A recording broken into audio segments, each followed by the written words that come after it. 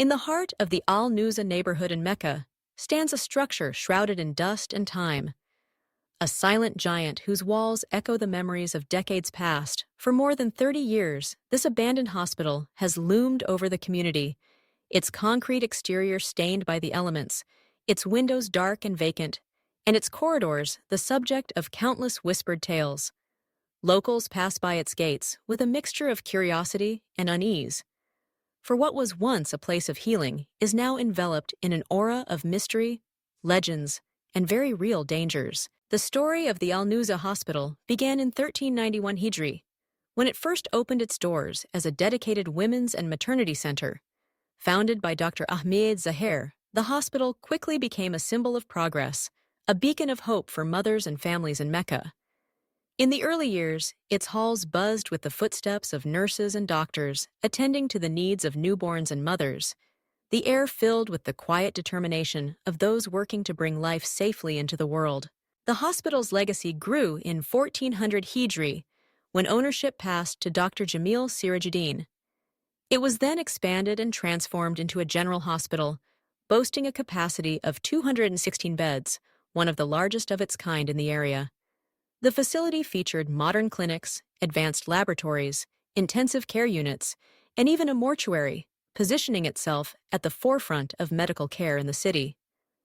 Residents still recall stories of the hospital's vibrant activity, its role as a sanctuary in times of medical crisis, and the compassion of its staff.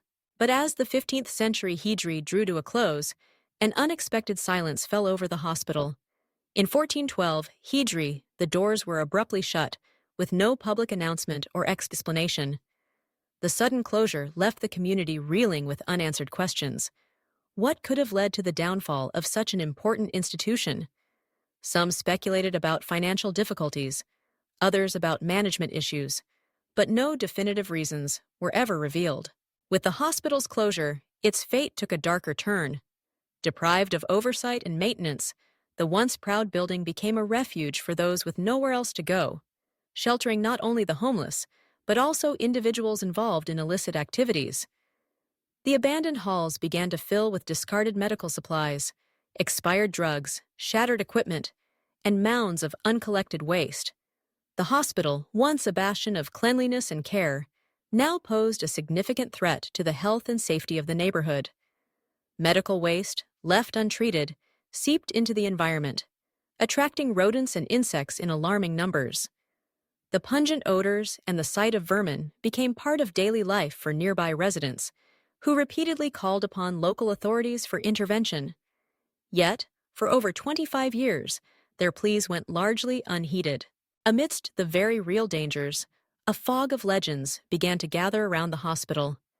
As dusk falls and the wind whistles through its broken windows, locals claim to hear strange sounds emanating from deep within the structure.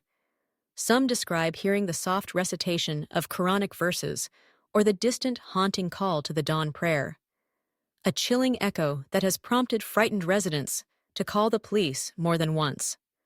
Others report the unsettling noise of footsteps or anguished cries reverberating through the empty halls at night.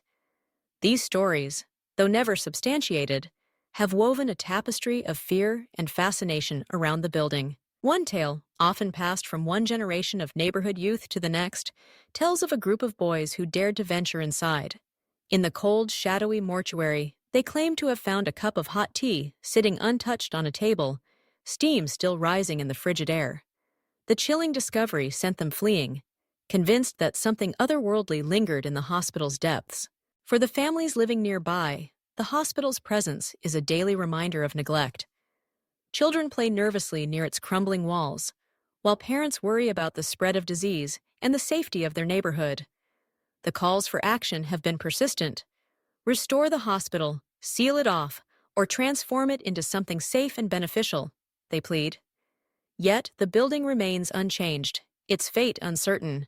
Inside, the remnants of a different era gather dust: rusted surgical instruments, empty medicine bottles, and crumbling files. The hospital has become not just a health hazard, but a symbol of lost potential and unresolved questions. As the sun sets and shadows lengthen, the abandoned hospital stands as both a warning and a witness, a relic of the past, a source of present suffering, and the subject of stories that blur the line between fact and fiction. Will the day come when it is reclaimed and given new purpose, or will it remain an enduring legend, haunting the memories and imaginations of all who pass by? Only time will reveal the next chapter in the story of the Al Nuzha Hospital.